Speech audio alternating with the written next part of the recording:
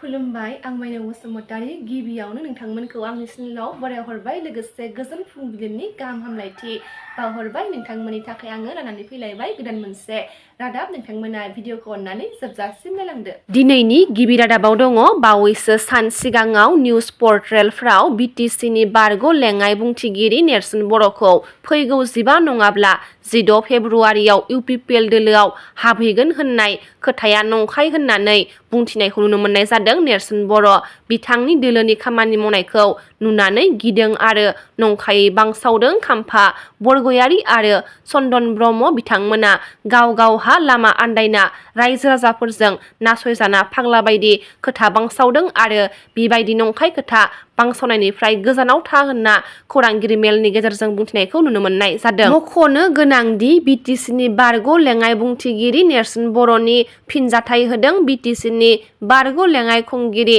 खाम्फा बरगयारिया बुंनाय बायदि नेर्सोन बर'आबो इउपिपिएल हान्जायाव जयनिं जासिगोन होननाया नंखाय होननानै खौरांगिरि मेलनि गेजेरजों फोरमायथिनायखौ नुनो मोननाय जादों।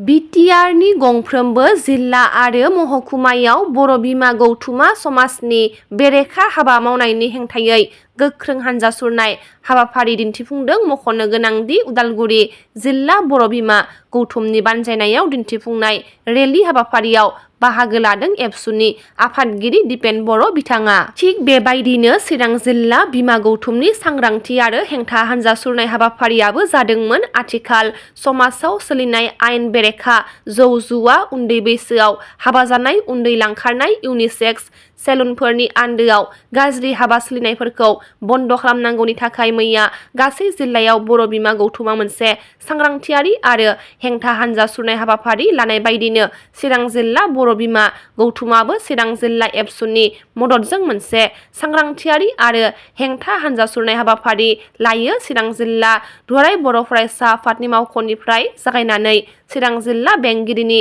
लांगोनासिम गोलाव हानजा सुरनायजों मैयानि हाबाफारिया थुंगेयो। बारग' एमएलए हितेश बसुमतारिया बिपिएफ दोलोखौ नागारखांनायनि उनाव फैगौ 14 अक्ट'आव इउपिपिएल दोलोआव हाबफैगोन होननानै खाम्फा बरगयारि बिथाङा बुंथिनायखौ नुनो मोननाय जादों। बिटिसिनि बारग' एमसिएलए नेर्सोन बर'आबो 15 नङाब्ला 16 फेब्रुआरियाव इउपिपिएल दोलोआव हाबफैगोन होननानै खाम्फा बरगयारि बिथाङा बुंथिदोंमोन, नाथाय बे बाथ्राया नंखाय होननानै खौरांगिरि मेलनि गेजेरजों फोरमायथिनायखौ नुनो मोननाय जादों। चिरां जिल्ला बेंटल फरायसालिमाया हारिमुआरि हानजा सुरनाय हाबाफारि लादों। थांनाय बोहैथि दाननि 4 अक्ट'निफ्राय जागायनानै मैया 11 अक्ट'सिम बायदि बायदि हाबाफारिनि गेजेरजों बेंटल फरायसालिमाया एनुवेल कलेज उइक 2025खौ खुंफुंदों। बेबायदिनो मैया जोबथा हाबाफारि बायदियै हारिमुआरि हानजा सुरनायजों लोब्बा लाखिनानै समाज बेरेखा खामानिनिफ्राय जानगाराव थानो थाखाय बेंटल फरायसालिमानि फरायसाफोरा बायदि बायदि हारिमुआरि दिन्थिफुंनायनि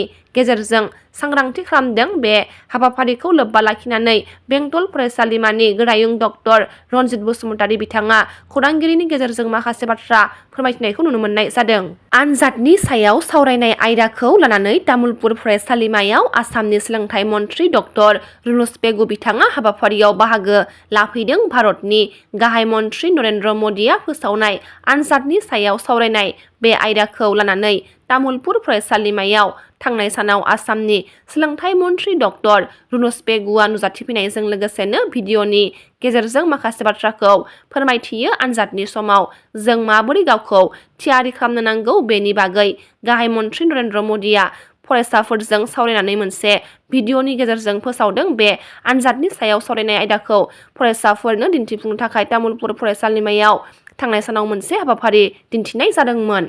आसामनि सावस्रि मन्थ्रि अशक सिंघालआ ढेकियाजुलिनि प्रधान मन्त्रि श्री बिद्यालय गोजौसिन गेजेर हिनजावसा फरायसालिनि नब्लाङाव एमडिए मास ड्राग एडमिनिस्ट्रेशन 2027 हाबाफारिखौ बेखेवना होदों आरो फरायसाफोरनि सिगाङाव माखासे थुलुंगाखां बिबुंथि लाखिनायखौ नुनो मोननाय जादों। कार्बि आलं जिल्ला गावखुंथाय गौथुमनि गाहाय मावफुं सोद्रोमा डक्टर तुलिराम रहांआ समबाराव कार्बि आलं जिल्लानि महामाया काउन्सिल बियाबनि सिङाव थानाय देनगावनि माटिखलायाव सुबुं फोनांजाब केम्पनि जथुमायाव रायजो राजाफोरजों सोंनाय फिननाय हाबाफारि बानजायदों आरो सुबुंफोरनि जेंनाफोरखौ सुफुंनो थाखाय रादाय होनायखौ मिथिनो मोननाय जादों। बे मेलाव हावराघाट बियाबनि एमएलए दरसिं रहां, दिफुनि एमएलए बिद्या सिं इलां आरो बैथलांसि बियाबनि एमएलए रपांति तेरानि अनगायैबो बारग' एमपि हेरेन सिं, कार्बि आलं जिल्ला गावखुंथाय गौथुमनि मावफुं सोद्रोमा लुनसिं तेरान आरो गोबां गुबुन गुबुन मावफुं सोद्रोमाफोरा बाहागो लानायखौ मिथिनो मोननाय जादों।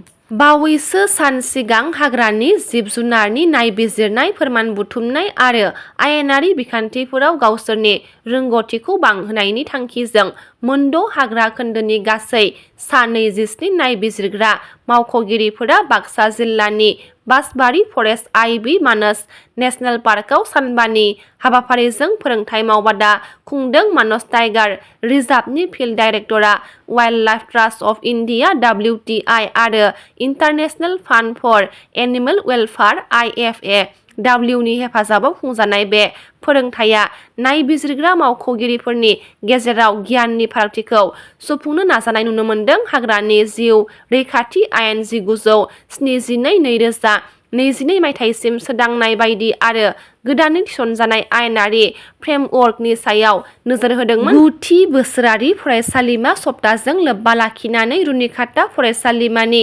गेवलां मेल थामहिनबा जोबथा हाबाफारि खुंफुंदों। चिरां जिल्ला रुनिखातायाव थांनाय 4 निफ्राय 11 फेब्रुवारि 2025 इं अक्ट'सिम 9थि बोसोरारि रुनिखाता फरायसालिमाया फरायसालिमा सप्ताहजों लोब्बा लाखिनानै गोबां हाबाफारिनि गेजेराव हारिमुवारि हानजा सुरनाय दिन्थिफुंनाय, बाथ्रा दान्थेलायनाय, मोसानाय बादायलायनाय, मेहेन्दि फुननाय आरो गुबुन गुबुन बादायलायनायजों मेहेरगोनाङै गाजा गोमजायै जोबनानै थांबाय। बे हाबाफारियाव गाहाय आलासि महरै नुजाथिफैदोंमोन बिटिआरनि मावफुं सोद्रोमा मानगोनां मुस्रि सायखं बसुमतारी। माननि आलासि महरै बाहागो लाफैदोंमोन रुनिखाता फरायसालिमानि गोरायुं डक्टर बिजित ब्रह्म बिथांमोना। दिनैनि रादाबा एसेनोसै। गाबोन फिन गोदान रादाब लाना लोगो मोनगोन। नोंथांमोना भिडिअखौ जोबजासिम नायबायब्ला अन्नानै लाइक, शेयार, कमेन्ट लोगोसे साबस्क्राइब खालामनानै होदो। गोजोन्थों।